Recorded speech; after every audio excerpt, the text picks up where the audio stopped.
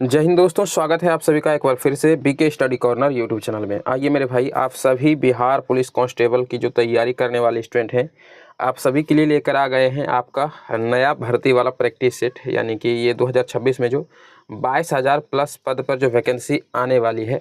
अब ऐसा हम कंफर्म नहीं करें कि ये 22,000 प्लस पद पर आएगा ही, है ना, लेकिन संभावना है कि 22,000 प्लस पद पर ये वैकेंसी आने वाली है। ठीक है, तो इसी के लिए हम लोग शुरुआत से ही यानी कि अभी से ही स्टार्ट करते हैं प्रैक्टिस सेट की क्लास को। और जितने भी बिहार पुलिस कांस्टेबल की तैयारी करने वाले छात्र हैं, अभी से चैनल से जुड़ जाइए और जो है डेली प्रैक्टिस सेट आप सभी को लगाना है। ठीक है, तो ये हम लोग कर रहे हैं प्रैक्टिस सेट 1। ठीक है ना, ये पहला क्लास है और इसके अंतर्गत हम लोग मूल तौर पर जो है जीके जीएस को कवर करेंगे। कोशिश रहेगा कि शाम के 7 बजे जो है क्लास अपलोड कर दिया जाए। तो चलिएगा फटाफट हम लोग स्टार्ट कर लेते हैं क्वेश्चन को। पहला क्वेश्चन देखिए क्या कह रहा है। कहता है चंद्रमा के दक्षिणी ध्रुव पर सफल लैंडिंग करने वाला दुनिया का पहला देश कौन बना है। अब एक चीज़ और आपको बता देते हैं कि आप ना कॉपी पेन लेकर के बैठिए और प्रैक्टिस सेट लगाना शुरू करिएगा। ठीक है ना, टोटल इसमें 50 क्वेश्चन आपको मिलेंगे और आप बताइएगा कमेंट करके कि सर 50 में से मेरा इतना सही हुआ है। ठीक है ना, ये लास्ट में आपको स्कोर अपना कमेंट करना है। तो बताइएगा चंद्रमा के दक्षिणी ध्रुव पर सफल लैंडिंग करने वाला दुनिया का पहला देश कौन है भाई। तो इसका करेक्ट आंसर क्या हो जाएगा, कहेंगे सर अपना ही देश है सर, भारत, है ना। किस यान के द्वारा गया था, तो आप सभी को अच्छे से पता होगा, कहिएगा सर चंद्रयान 3 के द्वारा गया था। चंद्रयान 3 के द्वारा कब ये लॉन्च होता है, पूछा जाएगा ये डेट। तो कहेंगे सर 23 अगस्त 2023 को ना, 23 अगस्त 2023 को ये लॉन्च हुआ था। अच्छा, इसमें पूछा जाता है लैंडर का नाम क्या था और विक्रम का नाम क्या था। रोवर का नाम क्या था, तो लैंडर का नाम था विक्रम, है ना, और रोवर का नाम क्या था, रोवर का नाम था भाई प्रज्ञान। क्या नाम था, कहेंगे सर प्रज्ञान। तो ये सब थोड़ा सा मूल तौर पर ना इंपॉर्टेंट क्वेश्चन बन जाता है, इसको याद रखिएगा। अच्छा, ये एक आपसे हो सकता है, पूछा जा सकता है कि चंद्रयान 3 जिस समय लॉन्च हुआ था उस समय इसरो के अध्यक्ष कौन थे, है ना, ये पूछा जा सकता है। चूँकि अभी इसरो के अध्यक्ष वी नारायणन है, लेकिन उस समय कौन थे, तो कहेंगे sir S Somnath, S Somnath थे। तो ये भी आप थोड़ा सा ध्यान रखिएगा, इसरो के उस समय अध्यक्ष हुआ करते थे। चलिए, बहुत इंपॉर्टेंट क्वेश्चन था। अगला क्वेश्चन देखिए, कहते हैं दीवार के पीछे खड़े एक व्यक्ति की आवाज़ पहचानी जा सकती है किसके द्वारा। तो भाई मेरे इसका करेक्ट आंसर ऑप्शन ए हो जाएगा, कहेंगे सर विवर्तन तथा गुणता के द्वारा हम दीवार के पीछे किसी भी खड़े व्यक्ति को जो है ना उसकी आवाज़ हम पहचान सकते हैं कि हाँ ये फलाना व्यक्ति का ही आवाज़ है। किसके द्वारा हम पहचानते हैं, तो विवर्तन या गुणता के द्वारा। करेक्ट आंसर ऑप्शन ए हो जाएगा, ध्यान रखना है। अगला क्वेश्चन देखिए क्या कह रहा है। कहता है ध्वनि तरंग की आवृत्ति मापने की मानक इकाई क्या है। ध्वनि की तरंग ध्वनि तरंग की जो है आवृत्ति यानी कि फ्रीक्वेंसी हमको मापना है। तो भाई फ्रीक्वेंसी मापी जाती है हर्ट्ज के द्वारा, है ना जी, हर्ट्ज के द्वारा। तो एच जेड हो जाएगा, इस प्रकार से इसका सिंबल होता है एच जेड, हर्ट्ज के द्वारा मापते हैं। बी आपका राइट आंसर हो जाएगा। अगला क्वेश्चन देखिए यहाँ पर क्या कह रहा है। कहता है कि सही विकल्प से रिक्त स्थान को पूर्ति करना है। ठीक है, एक वस्तु को लंबवत ऊपर की ओर फेंका जाता है, लंबवत ऊपर की ओर एक वस्तु को फेंका जा रहा है। ठीक है भाई, ऊपर की ओर हम फेंक रहे हैं इसको। उसके ऊपर उठने के दौरान, मतलब जिस समय ये ऊपर जा रहा होता है, स्थितिज ऊर्जा क्या होगा और गतिज ऊर्जा क्या होगा, वही ये पूछ रहा है। तो कहेंगे सर जिस समय ऊपर जा रहा होता है, इसमें जितना ऊपर ये जाते जाएगा स्थितिज ऊर्जा उसका बढ़ता जाएगा, है ना। तो कहेंगे सर स्थितिज ऊर्जा तो बढ़ेगा, ये रहा बढ़ेगा, और उसके बाद गतिज ऊर्जा ऊपर जाते जाते घटेगा, है ना, क्योंकि जो जो स्पीड ऊपर जाते जाएगा धीरे धीरे वो धीरे होते जाएगा और एंड टाइम पे जाके वो रुक जाएगा और फिर नीचे वापस आएगा, है ना। तो गतिज ऊर्जा तो ऊपर जाते जाते समय क्या होगा, घटते जाएगा, और स्थितिज ऊर्जा ऊपर जाते समय बढ़ता है। तो सी आपका यहाँ पर बिल्कुल सही जवाब हो जाएगा। ये दिमाग लगाने वाला चीज़ है, बहुत ज़्यादा है ना हार्ड चीज़ नहीं है। फिजिक्स तो आसान है, हम लोग की लाइफ में भी, है ना, इस प्रकार का जो चीज़ है हम लोग करते रहते हैं। तो केमिस्ट्री या बायोलॉजी थोड़ा सा अलग सा हो सकता है, लेकिन फिजिक्स तो बहुत आसान सब्जेक्ट है। अब देखिएगा अगला क्वेश्चन, कहता है पी प्रकार के अर्धचालक द्वारा उपार्जित आवेश के बारे में निम्नलिखित में से क्या सही है। अच्छा, मतलब पी प्रकार के जो अर्धचालक होते हैं उनमें कौन सा आवेश होता है, भाई ये कह रहा है। तो कहेंगे सर इनमें कोई आवेश नहीं होता है, मतलब उदासीन होता है। तो करेक्ट आंसर क्या होगा, कहेंगे सर ऑप्शन बी बिल्कुल सही जवाब हो जाएगा। ठीक है ना, आइए अगला क्वेश्चन देखिए। अच्छा, जीके जीएस के अंतर्गत एक दो सवाल यदि हम इंग्लिश का भी मिला दें तो बहुत बड़ी दिक्कत वाली बात नहीं होगी, है ना। एक दो क्वेश्चन इंग्लिश का भी इसमें रहेगा और आसानी रहेगा, इंग्लिश ज़्यादा हार्ड नहीं पूछता है। तो देखिए यहाँ पर कह रहा है कि choose the opposite of the word given below. कहता है कि हाईपेड का उल्टा बताइए क्या हो जाएगा, है ना। अपोजिट कह रहा है, मैंने कि इसका उल्टा शब्द पूछ रहा है हाईपेड का। अच्छा, हाईपेड का मतलब क्या होता है, इसका मतलब होता है बढ़ाया चढ़ाया हुआ, है ना, जो बढ़ा चढ़ा कर। तो बढ़ाया या चढ़ाया हुआ है ना, बढ़ाया चढ़ाया एक साथ बोल सकते हैं, अलग अलग नहीं बोलेंगे, चढ़ाया एक अलग शब्द हो जाता है। बढ़ाया चढ़ाया हुआ है ना, कोई भी चीज़ जैसे बढ़ा चढ़ा करके कही जाती है, वही बढ़ाया चढ़ाया हुआ। तो इसका अपोजिट क्या हो जाएगा, रिड्यूसेड हो जाएगा। क्या हो जाएगा, कहेंगे सर रिड्यूसेड, मतलब कि घटाया हुआ। क्या बोलेंगे इसको, उल्टा इसका घटाया हुआ, ठीक है ना। तो ध्यान रखिएगा, सी करेक्ट आंसर होगा। अगला क्वेश्चन देखिएगा, एक और है इंग्लिश का, कहता है कि चूज द करेक्ट वॉइस। अच्छा वाची पूछ रहा है, इसका सही वाची क्या हो जाएगा, सी गेव मी ए गिफ्ट, इसका वॉइस क्या हो जाएगा करेक्ट वाला। तो भाई इसका क्या करेक्ट आंसर हो जाएगा, कहेंगे सर यहाँ पर करेक्ट आंसर ऑप्शन सी है sir ji, I was given a gift by her, ये बिल्कुल सही जवाब हो जाएगा ना। तो सी आपका करेक्ट आंसर है। अगला क्वेश्चन देखिएगा 8 नंबर वाला, कहता है वीरेन डंगवाल के अनुसार हमारी नींद में भी क्या चलता है। अच्छा देखिए, वीरेन डंगवाल का ना एक कविता है, कविता का नाम ही क्या है वीरेन डंगवाल का, हमारी नींद। तो उसी कविता में ये चर्चा करते हैं कि हमारी नींद में क्या चलता है। तो कहेंगे सर जीवन व्यापार चलता है, हमारी नींद में क्या चलता है, जीवन व्यापार चलता है, ये चर्चा किया गया इनकी कविता में। तो करेक्ट आंसर ऑप्शन डी हो जाएगा, याद रखना है। अगला क्वेश्चन देखिएगा, चूँकि 1-2 क्वेश्चन हिंदी का भी पूछा ही जाता है, तो इसी के अंतर्गत हम लोग उसको भी देख लेंगे। कहता है किनका जन्म ननकाना साहब में हुआ, बताइए किनका जन्म ननकाना साहब में हुआ था, बताइए। तो बहुत इंपॉर्टेंट क्वेश्चन है। करेक्ट आंसर क्या होगा, कहेंगे सर सी बिल्कुल सही जवाब हो जाएगा। इसका गुरु नानक जी का है ना जी, गुरु नानक जी का जन्म होता है ननकाना साहब में। तो करेक्ट आंसर क्या होगा, कहेंगे सर ऑप्शन सी। अच्छा पूछा जा सकता है कि गुरु नानक जी का जन्म कब हुआ था, तब क्या कहिएगा, तो कहिएगा सर 15 अप्रैल 1469 ईस्वी में गुरु नानक जी का जन्म होता है। तो याद रखिएगा 15 अप्रैल 1469 ईस्वी, करेक्ट आंसर ऑप्शन सी हो जाएगा आपका, ठीक है। आइए अगला क्वेश्चन देखिए, कहता है रामधारी सिंह दिनकर का जन्म डैश जिले में हुआ था, किस जिले में हुआ था बताइए। रामधारी सिंह दिनकर है ना, हिंदी के काफ़ी अच्छे कवि हैं रामधारी सिंह दिनकर, इनका जन्म कौन से जिला में हुआ था। तो भाई मेरे करेक्ट आंसर ऑप्शन सी हो जाएगा, बेगूसराय में हुआ था, ठीक है, ध्यान रखिएगा बेगूसराय में। अच्छा कब हुआ था इनका जन्म, तो इनका भी जन्म थोड़ा सा हो सके तो ध्यान रखिएगा 23 सितंबर 1908 को इनका जन्म होता है। 23 सितंबर 1908 बेगूसराय जिला में होता है रामधारी सिंह दिनकर का जन्म। अगला क्वेश्चन देखिएगा, कह रहा है कि गैस की मात्रा व्युत्क्रमानुपाती होती है किसकी, गैस की मात्रा जो होती है वो किसके व्युत्क्रमानुपाती होती है। देखिएगा एक फार्मूला ही होता है गैस की मात्रा, लिख ही देते हैं इसको है ना, गैस की मात्रा समानुपाती होता है किसका, तो कहेंगे 1/दाब का, 1/दाब का। कहने का क्या मतलब है, गैस की मात्रा दाब के व्युत्क्रमानुपाती होता है, समानुपाती किसका होगा 1/दाब का। तो दाब नीचे आ गया ना, तो हम कह सकते हैं कि गैस की मात्रा जो है ये दाब के व्युत्क्रमानुपाती, यानी उल्टा होता है, उल्टा है ना, ऊपर 1 है नीचे आ गया है दाब, तो व्युत्क्रमानुपाती बोल सकते हैं। तो गैस की मात्रा व्युत्क्रमानुपाती किसका हो जाएगा, कहेंगे सर दाब का हो जाएगा, सी बिल्कुल सही जवाब है, ठीक है। आइए अगला क्वेश्चन देखिए, यहाँ पर कह रहे हैं निम्नलिखित में से किससे कोकोन प्राप्त किया जाता है। बहुत अच्छा सवाल है, बताइएगा कोकोन जो प्राप्त किया जाता है ये किससे प्राप्त होता है। तो भाई मेरे इसका करेक्ट आंसर ऑप्शन ए हो जाएगा। थोड़ा सा टेढ़ा नाम है लेकिन एक बार पढ़ लीजिएगा तो आसान लगेगा, एराइथ्रोजाइलम कोका, याद रहेगा एराइथ्रोजाइलम कोका, इन्हीं से प्राप्त होता है कोकोन, ठीक है। तो करेक्ट आंसर ऑप्शन ए हो जाएगा, ध्यान रखना है। अगला क्वेश्चन देखिए, ये भी इंपॉर्टेंट क्वेश्चन है, कहता है एल्केन C6H14 से कितने श्रृंखला समावयवी प्राप्त किए जा सकते हैं। तो भाई मेरे इसका करेक्ट आंसर ऑप्शन बी हो जाएगा, कहेंगे सर जी 5 को कर सकते हैं। अब कैसे, तो इसका एक फॉर्मूला होता है, ध्यान रखिएगा 2n -4 + 1, यही इसका फॉर्मूला होता है, इसी से प्राप्त चलेगा मतलब पता चलेगा कि कितना श्रृंखला समावयवी इसका होगा। अब देखिए n बराबर होता है क्या, यहाँ पर जो n है इसका बराबर क्या होता है, n माने होता है कि जो c की संख्या कितना है, c की संख्या दिखाता है ये n।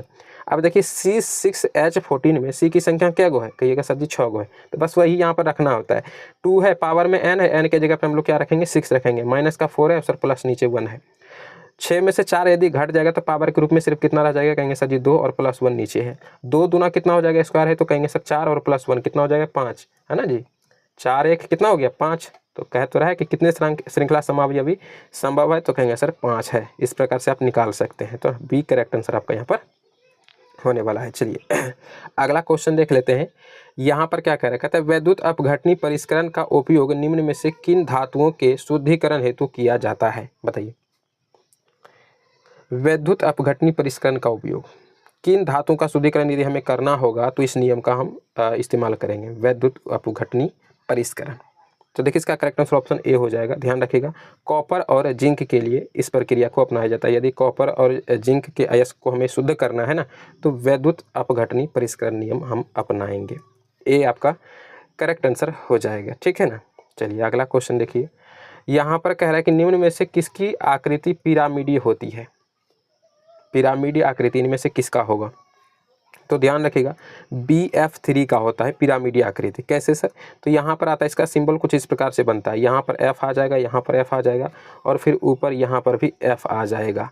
इसका यहाँ पर दो जो है ना, ये किसी से बॉन्ड बना गया, तो यहाँ पर भी F इस प्रकार से आप लगा लीजिए, इस प्रकार से लगा लीजिए, इस प्रकार से लगा लीजिए, तो कुछ इस प्रकार से बनता है। B का तो 3 होता है भाई, तो यहाँ 3 इसको मिल ही गया है ना जी, एक बॉन्ड यहाँ पर, एक बॉन्ड यहाँ पर, एक बॉन्ड यहाँ पर, तो इस प्रकार से इसका श्रृंखला होता है। तो C आपका करेक्ट आंसर हो जाएगा। ध्यान रखना है, पिरामिडीय श्रृंखला BF3 का होता है। अगला क्वेश्चन देखिए, कहता है निम्नलिखित में से किसका उपयोग नॉन स्टिक बर्तन बनाने के लिए हम लोग करते हैं।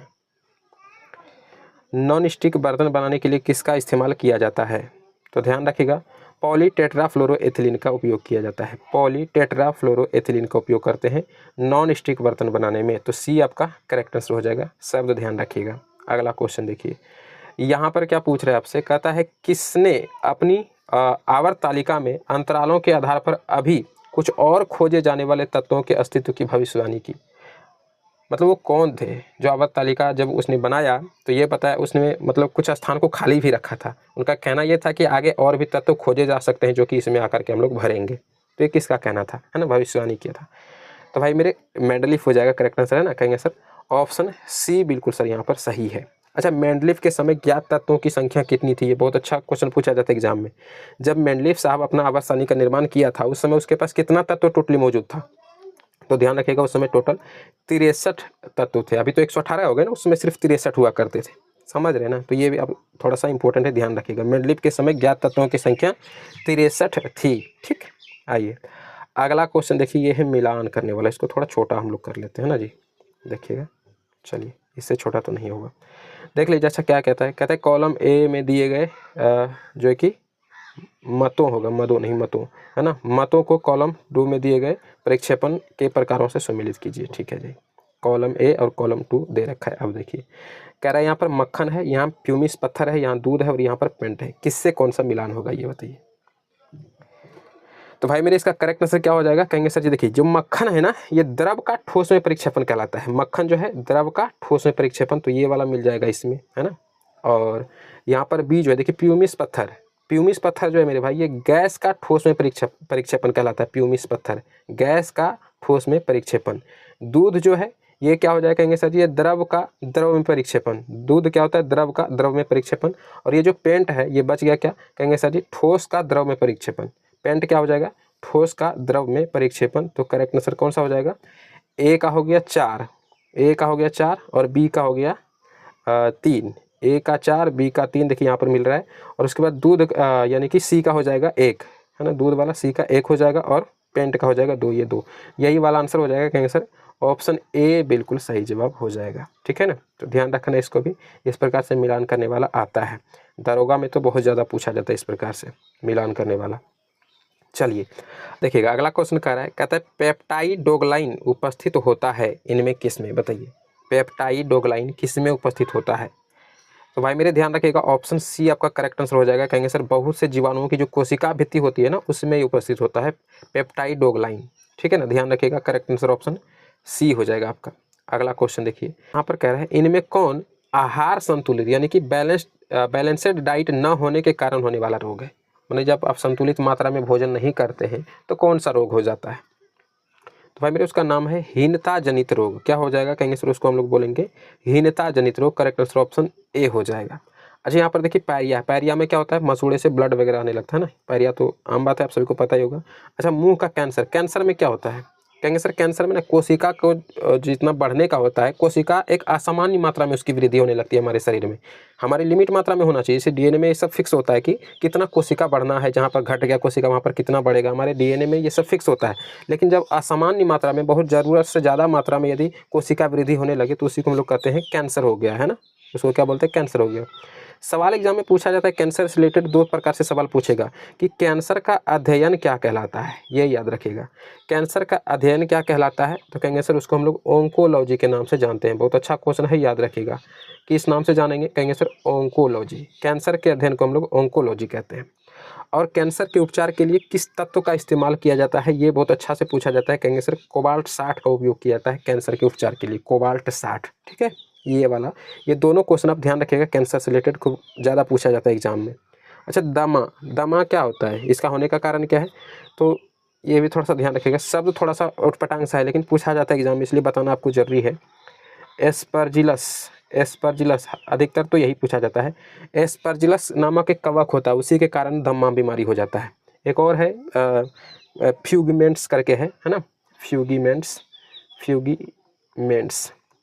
तो आपको फ्यूगिमेंट्स यदि याद नहीं रहे तो कोई दिक्कत नहीं, लेकिन एस्परजिलस जरूर याद रखिएगा, ये कवक का नाम, इसी के कारण दमा बीमारी हो जाता है। तो ये एस्परजिलस थोड़ा सा ध्यान रखिएगा। चलिए अगले क्वेश्चन पर आ जाइए। कहता है इनमें कौन अंतःस्रावी ग्रंथि नहीं है। अच्छा, नहीं पूछ रहा है, यानी 3 इसमें अंतःस्रावी की ग्रंथि है। देखिए इसका करेक्ट आंसर ऑप्शन बी हो जाएगा। ब्रूनर ग्रंथि जो है ये अंतःस्रावी ग्रंथि नहीं है, करेक्ट आंसर ऑप्शन आपका बी हो जाएगा। ठीक है, अगला क्वेश्चन देखिए यहाँ पर क्या कह रहा है। कहता है पेरिकार्डियम व हृदय, यानी कि पेरिकार्डियम और हृदय के बीच कौन सा तरल पदार्थ भरा होता है, बताइए कौन सा तरल भरा होता है, या तरल पदार्थ बोल सकते हैं। क्या हो जाएगा इसका करेक्ट आंसर, कहेंगे सर ऑप्शन ए हो जाएगा। उसको हम लोग बोलते हैं पेरिकार्डियल द्रव। पेरिकार्डियम और हृदय के बीच जो भरा हुआ द्रव होता है उसको लोग पेरिकार्डियल द्रव कहते हैं। करेक्ट आंसर ऑप्शन ए हो जाएगा। नाम मिलता जुलता है, बस थोड़ा सा फर्क है, ध्यान रखना है। अगला क्वेश्चन देखिएगा यहाँ पे कह रहा है मेंडल के दूसरे नियम, क्या था इसका दूसरा नियम भाई, स्वतंत्र अपव्यूहन के नियम, है ना। इसको दिखाया जाता है या दर्शाया जाता है किसके द्वारा, तो भाई ध्यान रखना है, करेक्ट आंसर ऑप्शन डी हो जाएगा, द्विसंकर क्रॉस द्वारा। द्विसंकर क्रॉस द्वारा दिखाया जाता है स्वतंत्र अपव्यूहन के नियम को। किसका नियम है ये, तो कहेंगे सर जी मेंडल का नियम है। डी आपका बिल्कुल करेक्ट आंसर हो जाएगा। अगला क्वेश्चन देख लीजिए यहाँ पर क्या कह रहा है। कहता है कि जो ब्लड प्रेशर है, हमारा रक्तचाप है, और जो श्वसन गति दर है, यह किसके द्वारा नियंत्रित होता है, बताइए तो इसका नियंत्रण जो है किसके द्वारा किया जाता है, ब्लड प्रेशर और श्वसन गति। तो अच्छे से याद रखिएगा, ये एक प्रकार का प्रतिवर्ती क्रिया है, किसके द्वारा होता है, कहेंगे sir correct answer option C है, मेडुला ऑब्लांगाटा के द्वारा। गाटा या गेटा हाँ बोल सकते हैं, मेडुला ऑब्लांगाटा ही ज़्यादातर होता है ना, इस प्रकार से आकर रहता है लगा हुआ, तो मेडुला ऑब्लांगाटा के द्वारा कोई भी प्रतिवर्ती क्रिया जो है उसका नियंत्रण होता है हमारे शरीर में। प्रतिवर्ती क्रिया का सर क्या मतलब, जिसके ऊपर कि आपका कंट्रोल ना हो। जैसे आप ब्लड प्रेशर को अपना रोक सकते हैं क्या, नहीं रोक सकते हैं। श्वसन गति दर कितना देर तक रोक सकते हैं, नहीं रोक सकते हैं। इसी के जैसा होता है, जैसे खांसना, खांसी आएगा तो आ ही जाएगा, आप नहीं रोक सकते हैं उसको। छींकना होता है, इसके अलावा भी लिख लीजिए आप, क्या तो कहेंगे सर जी खांसना, है ना। इसके अलावा हो जाएगा छींकना, है ना, छींकना, या उल्टी हो जाएगा। या फिर एक और याद रखिएगा, पाचक रस का स्राव यदि आपसे पूछा जाए, पाचक रस का स्राव, इसका नियंत्रण कौन करता है, यही मेडुला ऑब्लांगाटा के द्वारा किया जाता है। याद रहेगा ना जी, ये सब जो है ना, इस सब का कंट्रोल इसी के द्वारा होता है। करेक्ट आंसर होगा सी, आपको ध्यान रखना है। अब आइए अगले क्वेश्चन पर। कहता है वर्ष 1960 में महाराष्ट्र और डैश का गठन करके बम्बई राज्य का जो है भाषाई आधार पर विभाजन कर दिया गया था 1960 में। तो भाई इसका करेक्ट आंसर क्या होगा, कहेंगे सर जी डी हो जाएगा करेक्ट आंसर, गुजरात का, है ना। महाराष्ट्र और गुजरात का गठन करके बम्बई राज्य को भाषाई आधार पर विभाजन कर दिया गया था 1960 ईस्वी में। तो महाराष्ट्र और Gujarat, correct answer option D हो जाएगा, ध्यान रखना है। ठीक, आइए अगला क्वेश्चन देख लीजिए। कहता है ए बी रक्त समूह में नहीं रहते क्या पाए जाते हैं, वही ये कह रहा है। ए बी जो ब्लड ग्रुप होता है उसमें क्या होता है, एंटीजन नहीं रहते, एंटीबॉडी नहीं रहते, ना तो एंटीजन ना ही एंटीबॉडी पाए जाते हैं, एंटीजन तथा एंटीबॉडी दोनों पाए जाते हैं, बताइए। तो देखिए भाई इसका करेक्ट आंसर ऑप्शन बी हो जाएगा, कहेंगे सर जी एंटीबॉडी नहीं रहते हैं, यह बिल्कुल सही है। कैसे, इसके बारे में थोड़ा सा समझिएगा। जो ब्लड ग्रुप ए है और ब्लड ग्रुप जो बी है, एक ब्लड ग्रुप ए बी है और एक ब्लड ग्रुप ओ है। देखिए किस में क्या होता है, एंटीबॉडी के रूप में याद रखिएगा, ज़्यादातर एंटीबॉडी वाला ही पूछा जाता है। ब्लड ग्रुप यदि ए है तो इसमें एंटीबॉडी छोटा वाला बी, इसको छोटा वाला बी से डिनोट किया जाता है, एंटीबॉडी बी पाया जाएगा। यदि बी ब्लड ग्रुप है तो इसमें छोटा वाला ए, ये हो जाएगा आपका एंटीबॉडी। यदि ब्लड ग्रुप बी है तो एंटीबॉडी ए पाया जाएगा। ए बी ब्लड ग्रुप है तो इसमें भाई कोई भी ब्लड ग्रुप यानी कि जो ये आपका एंटीबॉडी है नहीं पाया जाएगा, ना ही ए ना ही बी, क्योंकि दोनों यहीं पर है मौजूद। इस प्रकार से आपको याद रखना है, इसमें एक भी एंटीबॉडी नहीं पाया जाता। और ओ जो होता है इसमें दोनों प्रकार का एंटीबॉडी पाया जाता है, ए भी और बी भी। समझ रहे हैं। एंटीबॉडी का क्या काम होता है, जैसे रोग प्रतिरोधक क्षमता को बढ़ाता है, जल्दी बीमारी वगैरह नहीं होता है। तो जिसका ब्लड ग्रुप वो होता है ना, वो थोड़ा कम बीमार पड़ते हैं जीवन काल में, है ना, ये तो पता ही होगा आप सभी को। तो कुछ इस प्रकार से, वैसे एक भी रहेगा ना कोई एंटीबॉडी तो कम बीमार वो होते हैं। तो ए या फिर बी या ए बी दोनों हो तो इस प्रकार से। लेकिन कह रहा है ए बी रक्त समूह में, तो ए बी में भाई तो एको को नहीं होता है ना, तो क्या कहेंगे सर, एंटीबॉडी इसमें नहीं पाया जाता है। बी आपका करेक्ट आंसर हो जाएगा। अच्छा बी ऑप्शन सही है, ये ब्लड ग्रुप बी नहीं लगा दीजिएगा, है ना, बी सही है आपका। ठीक, चलिए अच्छा अगला क्वेश्चन देखिए। कहता है एक पौधे में इनमें से क्या एक चीज़ में परिवर्तित होता है। नहीं आया होगा समझ में क्वेश्चन, फिर समझिए। एगो पौधा है, ठीक है, इसमें से क्या मतलब कौन सा चीज़ है जो कि एंड में जा करके बीज में परिवर्तित हो जाता है। किसी भी पौधे में जो है बीज के रूप में जो एंड में परिवर्तित होता है बीज के रूप में, वो क्या होता है। तो बीजाणु होता है। बीजाणु एंड में जाके क्या बन जाता है, बीज बन जाता है ना, वही ये क्वेश्चन पूछ रहे हैं। ये किसी भी पौधे में यही नियम होता है। तो करेक्ट आंसर ऑप्शन डी हो जाएगा, ध्यान रखना है। इजी क्वेश्चन पर समझने का फेर था। अगला क्वेश्चन देखिए, यहाँ पर कह रहे हैं निम्नलिखित में से कौन सा दुनिया का सबसे लंबा पेड़ है। बहुत अच्छा क्वेश्चन है, बताइए दुनिया का सबसे लंबा पेड़। तो भाई देखिए इसका करेक्ट आंसर ऑप्शन के अकॉर्डिंग आपको ए लगाना है, रेडवुड। अब ये जो रेडवुड है ये अनावृत बीजी पौधा है, अनावृत बीजी, अनावृत बीजी। अच्छा अनावृत बीजी का मतलब क्या समझते हैं, मतलब इसका जो बीज होता है ना काफ़ी छोटा छोटा होता है, या यह कि एकदम नगण्य मात्रा में होता है, दिखाई नहीं, मतलब हाँ दिखाई तो पड़ता है, मतलब बहुत छोटा छोटा बीज होता है, और पेड़ बहुत विशाल विशाल का होता है, तो उसी को कहते हैं अनावृत बीजी पौधा।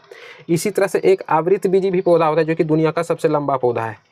तो ऑप्शन में नहीं दिया है, नहीं तो फिर ये क्वेश्चन ही गलत हो जाता है, लेकिन ऑप्शन के अकॉर्डिंग क्वेश्चन सही है। फिर भी शुद्ध रूप से क्वेश्चन इस प्रकार से पूछा जाना चाहिए कि निम्नलिखित में से कौन सा दुनिया का सबसे लंबा अनावृत बीजी पौधा या आवृत बीजी पौधा, इस प्रकार से पूछना था। लेकिन कोई दिक्कत नहीं है, ऑप्शन तो भाई कोई एक ही दे रखा है ना, तो यही वाला हो जाएगा रेडवुड, है ना। ये दुनिया का सबसे लंबा अनावृत बीजी पौधा है, इस प्रकार से आपको याद रखना है। अच्छा यदि पूछा जाता है कि दुनिया का सबसे लंबा आवृत्ति बीजी पौधा कौन है, आवृत बीजी पौधा, तब कौन सा हो जाएगा, तो भाई ध्यान रखिएगा उसका नाम था यूकेलिप्टस।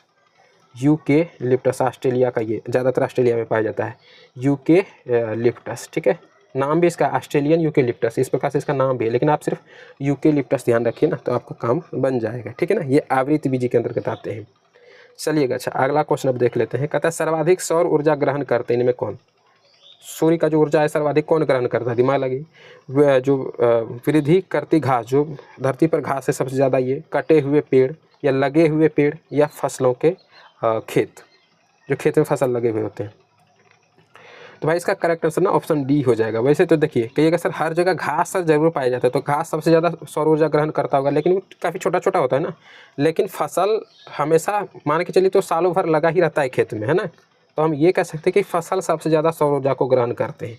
तो खेत में जो फसल होते हैं, ये आपका सही जवाब हो जाएगा। आइए अगले क्वेश्चन पर। यहाँ पर देखिए क्या कह रहा है, कहता है निम्नलिखित में से, इसको थोड़ा छोटा कर लें क्या, चलिए अच्छा कर लें छोटा। कह रहा है कि निम्न में से संस्थान व उसके स्थान का सही जोड़ा क्रम कौन सा है, सही जोड़ा। तो ये देखिए ऑप्शन ए बिल्कुल सही है, राष्ट्रीय विषाणु विज्ञान संस्थान, ये पुणे में है, महाराष्ट्र के पुणे में, बिल्कुल सही है। महाराष्ट्र पुणे, महाराष्ट्र है ना जी, सही लिख रहे हैं कि नहीं, हाँ ठीक है, महाराष्ट्र पुणे, ए बिल्कुल सही जवाब हो जाएगा, ध्यान रखना। ठीक है, राष्ट्रीय विषाणु विज्ञान संस्थान। अगला क्वेश्चन देखिए, यहाँ पर कह रहा है ब्रिटेन के किस कानून के द्वारा भारतीय प्रतिनिधियों को भारतीय विधान परिषदों यानी कि इंडियन लेजिस्लेटिव काउंसिल के चुनाव में पहली बार सीटों का आवंटन किया गया था। बहुत अच्छा क्वेश्चन है, बताइएगा सीटों का आवंटन पहली बार कब किया गया। तो भाई मेरे इसका करेक्ट आंसर ऑप्शन बी हो जाएगा। कहेंगे सर जी भारतीय परिषद अधिनियम 1892 के द्वारा, बी बिल्कुल सही जवाब हो जाएगा। अब आइए अगले क्वेश्चन पर देखिएगा, यहाँ पर कह रहा है 73वां संविधान संशोधन अधिनियम के अनुच्छेद 343 के एच के अनुसार किसी भी राज्य को विधानमंडल जो है निम्न में से किस निधि के द्वारा पंचायतों को सहायता अनुदान देने का प्रावधान करता है। समझ में आया ना क्वेश्चन, नहीं समझे होंगे एक बार फिर से समझिए। जैसे किसी भी राज्य का जो पंचायत है उसको सहायता अनुदान करना है, सहायता प्रदान करना है, तो विधानमंडल जो है कौन सी निधि से पैसा उनको देगा। तो देखिए तो ये हो जाएगा, कहेंगे सर जी राज्य के संचित निधि से पैसा देगा। समझ गए ना, करेक्ट आंसर क्या हो जाएगा, कहेंगे सर सी बिल्कुल सही जवाब हो जाएगा। ठीक है, ध्यान रखना है, ये 73वां संविधान संशोधन में ये नियम किया गया था, अनुच्छेद 343 के एच के अनुसार ये किया जाता है। अगला क्वेश्चन देखिए, यहाँ पर कह रहा है मानव विकास रिपोर्ट निम्नलिखित में से किसके द्वारा प्रकाशित की जाती है। मानव विकास रिपोर्ट। देखिए मानव विकास रिपोर्ट को इंग्लिश में कहते हैं ह्यूमन डेवलपमेंट इंडेक्स यानी कि HDI। ये किसके द्वारा प्रकाशित होता है HDI? तो भाई मेरे इसका करेक्ट आंसर हो जाएगा UNDP के द्वारा। अब कहिएगा सर ये UNDP क्या है, तो इसका भी फुल फॉर्म थोड़ा सा ध्यान रख लीजिएगा। यूनाइटेड नेशंस है ना, यूनाइटेड नेशंस। इसके अलावा डेवलप इसमें भी आएगा डेवलपमेंट, और पी से प्रोग्राम याद रखिएगा, प्रोग्राम, ठीक है। तो United Nations Development Programme UNDP के द्वारा मानव विकास रिपोर्ट जो है जारी किया जाता है। अच्छा, UNDP का मुख्यालय कहाँ है यदि आपसे पूछा जाए? सबसे पहले तो आप यही याद रखिएगा इसकी स्थापना कब होती है, 1665 ईस्वी में होता है इसका स्थापना, ठीक है। सॉरी 1965 ईस्वी में, 1665 में नहीं होता जी, 1965 में इसकी स्थापना होती है, और इसका मुख्यालय जो है वो न्यूयॉर्क शहर में है, न्यूयॉर्क में, ठीक है ना। तो ये सब आप ध्यान रखिएगा, थोड़ा सा इंपॉर्टेंट है। आपसे पूछा जा सकता है करंट अफेयर के रूप में कि बताइए HD यानी कि मानव विकास रिपोर्ट में अभी भारत कितने नंबर के स्थान पर है? तो टोटली 193 देश में से भारत जो है 130वें स्थान पर है, ठीक है। ये भारत का है, ये किसका है? कहेंगे सर भारत का। भारत 130वें स्थान पर है, टोटली इसमें 193 देश शामिल हैं, ठीक। चलिए अब आइए अगले क्वेश्चन पर। कहता है निम्नलिखित में से किस प्रकार की अर्थव्यवस्था में उत्पादन के कारक एकाधिकार में होते हैं? जैसे ही ये शब्द आपको मिल जाए, क्या? एकाधिकार, तो देखने से ही पता चलेगा सर एकाधिकार तो सर पूंजीवादी के पास ही होगा। आप समझ रहे चीज़ों को, ये इकोनॉमिक्स का ये सब भाषा है, पूंजीवादी समाजवादी। इसका मतलब ये होता है जैसे हम कोई दुकान कर रहे हैं तो मेरा पर्सनल दुकान है, उसमें सरकार का कोई हस्तक्षेप नहीं है ना, तो उसको पूंजीवादी के बोलते हैं। मतलब ये हमारा पूंजी लगा है, ये हमारा संपत्ति है, इसमें सरकार का कोई हस्तक्षेप नहीं है, सिर्फ हमारा अधिकार है, यानी एकाधिकार है। अच्छा, एक बार एग्जाम में क्वेश्चन इसी से रिलेटेड पूछा गया था कि किस इकोनॉमी को लेजर फेयर इकोनॉमी कहते हैं? क्या भाई, नाम थोड़ा सा देखिए, थोड़ा सा टेढ़ा है, ध्यान रखिएगा। लेकिन लेजर फेयर इकोनॉमी है ना जी। तो लेजर फेयर इकोनॉमी किसको कहते हैं? पूंजीवादी अर्थव्यवस्था को कहते हैं। तो लेजर फेयर इकोनॉमी में सरकार का हस्तक्षेप बहुत कम या फिर ये कहें कि नहीं के बराबर होता है, इसीलिए इसको कहते हैं इंग्लिश में लेजर फेयर इकोनॉमी। ये सवाल पूछा गया था एग्जाम में, तो ध्यान रखना है। करेक्ट आंसर ऑप्शन आपका ए हो जाएगा, ठीक ना। पूंजीवादी एकाधिकार किस में होता है? पूंजीवादी अर्थव्यवस्था में होता है। अगला क्वेश्चन देखिए, कह रहे कि निम्नलिखित में से कौन सा ज्वालामुखी जो है प्रशांत महासागर के ज्वालावृत्त के अंतर्गत आता है? कौन सा ज्वालामुखी? तो करेक्ट आंसर ऑप्शन डी हो जाएगा, फ्यूजियामा नाम है उसका, ठीक है। क्या हो जाएगा? Fujiyama. Correct answer option D हो जाएगा। अगला क्वेश्चन देख लीजिए, कहता है कि 1947 में स्वतंत्र भारत की प्रथम कैबिनेट में शिक्षा विभाग का प्रभार किसके पास था? मस्त क्वेश्चन है, बताइए शिक्षा विभाग का प्रभार किसको मिला था? जब हमारा देश स्वतंत्र हुआ था तो पहली बार कैबिनेट की बैठक हुई थी ना जी, किसको कौन सा विभाग मिलेगा? तो शिक्षा विभाग किसको मिला था भाई, ये कह रहे हैं। तो करेक्ट आंसर डी हो जाएगा, कहेंगे सर जी मौलाना अबुल कलाम आज़ाद जी को मिला था। अच्छा देखिए, इससे रिलेटेड वैसे तो बहुत सारे हैं, लेकिन कुछ इंपॉर्टेंट है वो आप ध्यान रखिएगा। यदि आपसे पूछा जाए खाद्य एवं कृषि मंत्री कौन थे, लिख लीजिए तो थोड़ा सा। खाद्य एवं कृषि मंत्री कौन थे? तो कहेंगे सर जी डॉक्टर राजेंद्र प्रसाद थे, ठीक है। कौन हो जाएगा? डॉक्टर राजेंद्र प्रसाद। आपसे पूछा जाएगा कि विधि का मंत्री कौन थे, मैंने कानून बनाने वाला मंत्री, तो कौन था? कहेंगे सर जी डॉक्टर BR अम्बेडकर को देगा, है ना जी। तो ये ध्यान रखना है। आपसे हो सकता है पूछा जाए कि रेलवे एवं परिवहन मंत्री कौन था उस समय? रेलवे एवं परिवहन मंत्री, तो भाई ध्यान रखना है, ये था जॉन मथाई। यहाँ पर ऑप्शन में नहीं है तो लिख लीजिए जॉन मथाई, ठीक है, जॉन मथाई। एक और याद रखिएगा, यदि आपसे दो याद रख लीजिएगा, रक्षा और स्वास्थ्य वाला। यदि आपसे पूछे रक्षा मंत्रालय किसको दिया गया था, तो नीचे लिखवा देते हैं रक्षा मंत्रालय बलदेव सिंह को दिया गया था, बलदेव सिंह को दिया गया था, ठीक है। एक स्वास्थ्य वाला याद रखिएगा, राजकुमारी अमृता कौर को। अगले स्लाइड में लिख दें क्या? लिख लीजिए। यदि आपसे पूछा जाए स्वास्थ्य वाला, तो स्वास्थ्य वाला विभाग किसको दिया था? राजकुमारी अमृत कौर, या अमृता कौर भी लिखा था है, अमृता कौर, ठीक है ना। तो ये ध्यान रखना है, स्वास्थ्य विभाग इसको मिला था। बाकी सब जो है जितना लिखा है वो थोड़ा सा इंपॉर्टेंट है, उनमें से कोई ना कोई आपके एग्जाम में पूछ सकता है, ध्यान रखिएगा, ठीक है।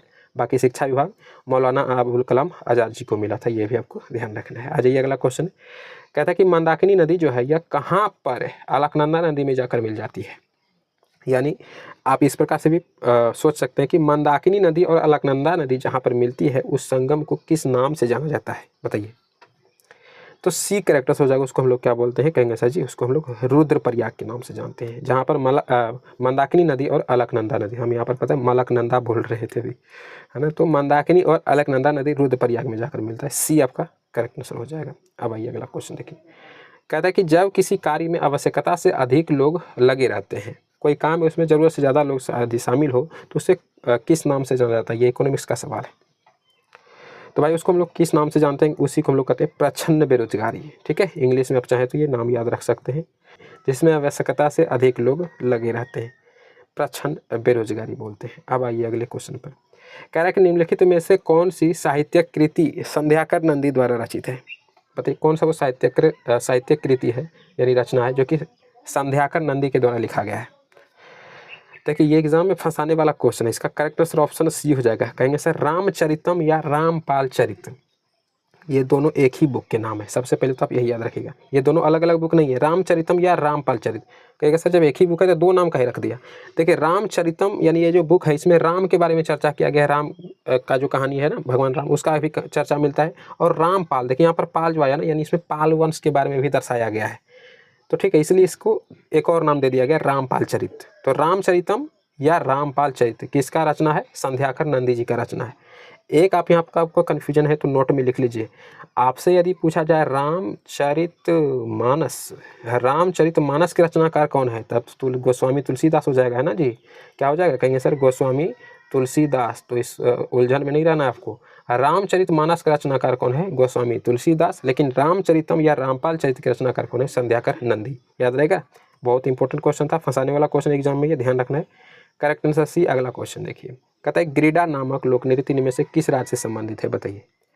ग्रीडा, कहेगा सर जी बी हो जाएगा करेक्ट आंसर, मध्य प्रदेश से संबंधित है ग्रीडा। याद रखना, एमपी से। ठीक है, अगला ये भी देखिए फंसाने वाला क्वेश्चन है। कहता है the last queen of Kashmir, इस उपन्यास के लेखक कौन है? बताइए। The last queen of Kashmir, तो देखिए इसका करेक्ट आंसर क्या हो जाएगा? बिल्कुल कहेंगे सर ऑप्शन डी सही है, राकेश कौल। याद रहेगा, the last queen of Kashmir क्या हो जाएगा करेक्ट आंसर? राकेश कौल इसके इस उपन्यास के लेखक हैं या रचनाकार हैं। लेकिन एक और है जिसका लेखक कौन है? चित्रा बनर्जी है। क्या नाम है सर उसका? सिर्फ द लास्ट क्वीन। देख रहे हैं ना, ऑप्शन दिए भी दिया है फंसाने वाला, द लास्ट क्वीन। यदि आपसे पूछा जाए द लास्ट क्वीन के लेखक कौन है तो चित्रा बनर्जी, ठीक है। लेकिन पूछा जाए the last queen of Kashmir तब राकेश कौल। ठीक है, तो यहाँ पर हो जाएगा करेक्ट आंसर डी। बाकी ये वाला भी आपको ध्यान रखना है। अगला क्वेश्चन देख लीजिए, यहाँ पर कहता है निम्नलिखित में से किस कार्य के मूल्य को राष्ट्रीय आय की गणना में शामिल नहीं किया जा सकता है? बताइए तो कौन सा वो काम है? तो एक फर्म में कार्य कर रहे हैं, हाँ, तो ये इसका गणना होगा।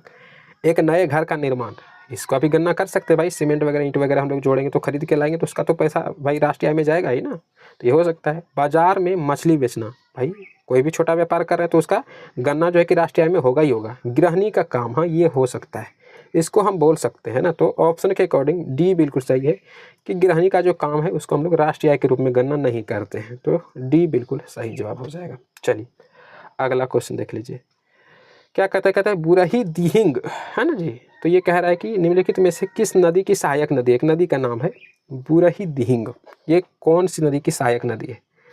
तो भाई ध्यान रखिएगा, जैसे ही नाम आपको यहाँ पर दिहिंग मिल गया आप तुरंत कहिएगा सर जी ब्रह्मपुत्रा नदी का सहायक नदी हो सकता है। तो आप बिल्कुल सही है, ब्रह्मपुत्रा नदी का। कहिएगा सर ब्रह्मपुत्रा नदी से दिहिंग का क्या सर रिलेशन है? तो एक बात आप ध्यान रखिएगा, वैसे आप लोग ज्योग्राफी में पढ़े होंगे कि ब्रह्मपुत्रा नदी जब अरुणाचल प्रदेश में प्रवेश करती है ना, तब इसका नाम क्या हो जाता है? दिहांग के नाम से जाना जाने लगता है ना जी। दिहांग या सियांग के नाम से जाने जाने लगता है कौन सा नदी? ब्रह्मपुत्रा नदी, जब अरुणाचल प्रदेश में प्रवेश करता है। तो इसी का एक सहायक नदी कौन सा है? बुरही दिहांग। ठीक है, तो ये याद रखिएगा, करेक्ट आंसर ऑप्शन आपका ए हो जाएगा। चलिए अच्छा अगला क्वेश्चन देख लेते हैं। कह रहा है कि निम्नलिखित में से कौन मुगल सम्राट जो है कि अकबर के शासनकाल के दौरान भारत में रहता था? निम्नलिखित में से कौन मुगल सम्राट अकबर के शासनकाल के दौरान भारत में रहा करता था? करेक्ट आंसर क्या होगा? कहेंगे सर जी अब्दुल रहीम खान खाना हो जाएगा, है ना। इसका नाम क्या था? अब्दुल रहीम खान खाना। करेक्ट आंसर ऑप्शन डी हो जाएगा। अच्छा ये अकबर का जो नवरत्न था ना उसी में से एक ये भी था, अब्दुल रहीम खान खाना। डी करेक्ट आंसर हो जाएगा। अगला क्वेश्चन देखिए, कहता है प्रसिद्ध तवांग मठ जो है निम्नलिखित में से किस राज्य में स्थित है? तो भाई मेरे ये किस राज्य में स्थित है? कहेंगे सर जी करेक्ट आंसर हो जाएगा ऑप्शन डी, अरुणाचल प्रदेश में स्थित है तवांग मठ। ठीक है, क्या हो जाएगा करेक्ट आंसर ऑप्शन आपका डी, याद रहेगा। अगले क्वेश्चन पर आइए, देखिएगा यहाँ पर करें उमानंद असम में स्थित एक है, क्या है? उमानंद जो है ये असम में स्थित है, लेकिन ये है क्या? तो भाई मेरे इसका करेक्ट आंसर ऑप्शन ए हो जाएगा, एक द्वीप का नाम है। उमानंद क्या है? एक द्वीप है, ठीक है। ऐसा कहा जाता है कि जो अंग्रेज लोग यहाँ पर थे ना, तो उस समय ये लोग यहाँ पर घूमने जाया करते थे, यही उमानंद द्वीप पे। और उमानंद द्वीप को ये लोग अलग नाम दे रखा था, पीकॉक आइलैंड, कि यहाँ पर मोर वगैरह रहते हैं ना जी। तो पीकॉक आइलैंड इसका नाम दे रखा था, कौन? अंग्रेज सब लोग। तो ये भी आप ध्यान रखिएगा, इसका एक और उपनाम कौन सा हो जाएगा? ये उमानंद द्वीप का पीकॉक आइलैंड, ठीक है। अच्छा, ये स्थित कहाँ पर है? ब्रह्मपुत्रा नदी पर स्थित है। आप ये भी थोड़ा सा ध्यान रखिएगा। असम में तो स्थित है, कौन सी नदी पर? तो कहेंगे सर जी ब्रह्मपुत्र नदी पर। अच्छा, एक क्वेश्चन और हमको याद आ रहा है यहाँ पर, एक चीज़ और आप ध्यान रखिएगा। यदि आपसे पूछा जाए, लिख लीजिए, कि विश्व का सबसे बड़ा, क्या क्वेश्चन है ये? इंपॉर्टेंट है, थोड़ा ध्यान रखिएगा। विश्व का सबसे बड़ा यदि नदी द्वीप पूछा जाए, कि नदी का सब द्वीप जो है, नदी का वो कौन सा द्वीप है जो कि विश्व में सबसे बड़ा माना जाता है? तो भाई मेरे उसका नाम है माजुली द्वीप। बहुत इंपॉर्टेंट है ये द्वीप, थोड़ा सा ध्यान रखिएगा, माजुली द्वीप। अच्छा, ये जो माजुली द्वीप है सर, ये कहाँ पर पड़ता है? तो बाबू मेरे ये भी असम में ही पड़ता है। ये भी कहाँ पर पड़ता है? तो कहेंगे सर जी ये भी असम में ही पड़ता है। कौन सी नदी में पड़ता है? कौन सी नदी पर? तो ये भी ब्रह्मपुत्रा नदी पर ही पड़ता है। बी फॉर ब्रह्मपुत्रा लिख दें, ये भी ध्यान रखिएगा, ठीक है। असम में ब्रह्मपुत्रा नदी पर ही ये भी स्थित है, माजुली द्वीप, जो कि विश्व का सबसे बड़ा नदी द्वीप है, याद रहेगा ना। बाकी उमानंद जो है ये भी असम में ही स्थित एक नदी द्वीप ही है ना, लेकिन अंग्रेजी इसको पीकॉक आइलैंड के नाम से जानते थे। ब्रह्मपुत्रा नदी के अंतर्गत ये भी आते हैं। अब आइए अगले क्वेश्चन पर। देखिएगा यहाँ पर कह रहा है, संविधान सभा के लगभग 300 सदस्यों ने भारत के संविधान को लिखने के लिए डैश तक समय समय पर बैठक की। मतलब 300 सदस्य उसमें टोटली शामिल थे, तो कितने साल तक या कितने वर्ष तक बोल सकते हैं कि समय समय पर बैठक किया गया था? तो भाई अच्छे से पता होगा, आप सभी कहेंगे सर ये 3 वर्ष तक बैठक किया गया होगा। क्यों किया गया होगा भाई? कि भाई 2 वर्ष से 11 में 18 दिन तो हमारे संविधान को बनने में ही लगता है। हाँ, तो मिनिमम 3 वर्ष तक बैठक ये हुआ था समय समय पर। अच्छा, संविधान बनने में कितना समय लगा? तो 3 वर्ष, 2 वर्ष है ना जी, 2 वर्ष 11 माह 18 दिन, 2 वर्ष 11 माह 18 दिन टोटली जो है संविधान बनने में ये समय लगा था। अच्छा, आपसे पूछा जा सकता है कि संविधान सभा जो है, संविधान सभा की पहली बैठक कब हुई थी? जो संविधान सभा है समय समय पर बैठक हुआ है, तो संविधान सभा का पहली बैठक, ये एग्जाम में क्वेश्चन पूछा जाता है। संविधान सभा का फर्स्ट कब होता है? तो डेट ध्यान रखिएगा, 9 दिसंबर 1946 को पहला बैठक होता है। और लास्ट बैठक यदि पूछा जाए, लास्ट बैठक कब होता है? तो भाई ये होता है 24 जनवरी 1950 को ये लास्ट बैठक होता है, और पहला बैठक 9 दिसंबर 1946 को होता है। तो ये सब इंपॉर्टेंट है, ये डेट पूछा जाता है एग्जाम में, याद रखना है। इसी से रिलेटेड एक चीज़ और पूछा जाता है कि जब संविधान सभा का जो बैठक वगैरह हो रहा था, उसमें अस्थाई और अस्थाई मेंबर के रूप में पूछा जाता है, अध्यक्ष के रूप में, मेंबर नहीं अध्यक्ष। तो यदि आपसे पूछा जाए कि अस्थाई, एक सेकेंड रुकिएगा, हाँ, अस्थाई अध्यक्ष कौन थे? संविधान सभा के अस्थाई अध्यक्ष कौन थे? तो भाई ये थे सच्चिदानंद सिन्हा, ये याद रहेगा ना, याद रखिएगा। और यदि पूछा जाए अस्थाई अध्यक्ष, ये अस्थाई है, और ये अस्थाई अध्यक्ष यदि पूछा जाए तब कौन हो जाएंगे? तो भाई याद रखिएगा डॉक्टर राजेंद्र प्रसाद, ठीक है ना जी, ध्यान रहेगा ना। तो डॉक्टर राजेंद्र प्रसाद ये अस्थाई अध्यक्ष थे, और अस्थाई डॉक्टर सच्चिदानंद सिन्हा, याद रखना है ये सब, ठीक है। अगले क्वेश्चन पर आइए। कहता है नोवाक जोकोविच, ये जो है एक पेशेवर टेनिस खिलाड़ी है। नोवाक जोकोविच का संबंध किस खेल से है? तो पहले इस प्रकार से भी क्वेश्चन पूछा जा सकता है, टेनिस से। कहता है इनका संबंध किस देश से है, ये बताइए। तो भाई ये सार्बिया से संबंधित है ना, सार्बिया। करेक्ट आंसर ऑप्शन आपका बी हो जाएगा। अगले क्वेश्चन पर आइए। देखिए, कहता है कि थोसेघर जलप्रपात किस राज्य में स्थित है?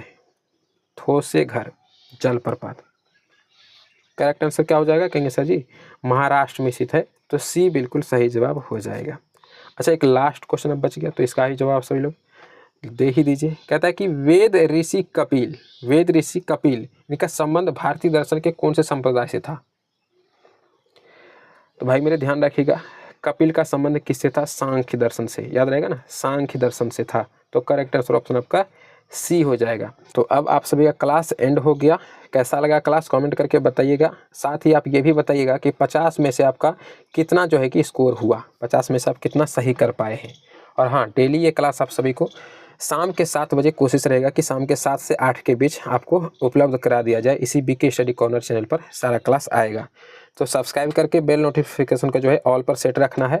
और टेलीग्राम चैनल यदि ज्वाइन नहीं किए तो इसी वीडियो के डिस्क्रिप्शन में जब आप टाइटल पे क्लिक करेंगे तो डिस्क्रिप्शन नीचे खुलेगा, उसमें टेलीग्राम चैनल का लिंक मिल जाएगा। उसके ऊपर क्लिक करके आप जो है टेलीग्राम चैनल को ज्वाइन करिएगा। वहाँ पर आपको PDF वगैरह मिल जाएगा इसका, ठीक है ना।